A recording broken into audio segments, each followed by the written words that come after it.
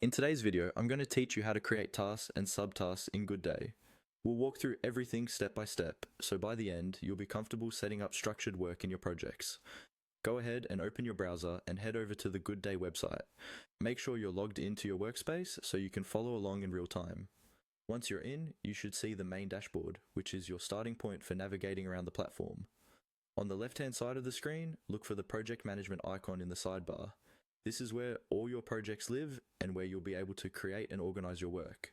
Click that icon to open up the list of available projects in your account. From here, choose the project where you want to create a new task. This might be a team project, a client initiative, or even a personal planning space. Just click on the project name to open it.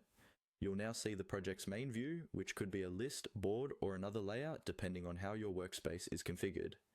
Next, within this project view, look for the button or link labeled New Task. This is usually easy to spot near the top of the task list or board. Click on New Task to start creating a new item.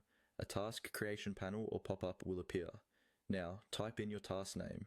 Try to make it clear and action-oriented so anyone on your team can understand what needs to be done at a glance.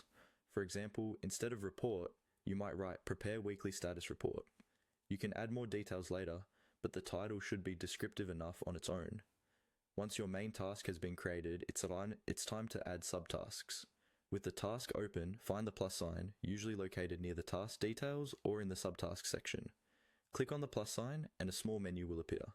From that menu, select Subtask. This tells Goodday you want to add a smaller, related piece of work under your main task. A new subtask creation area will open up. Now fill in the subtask details.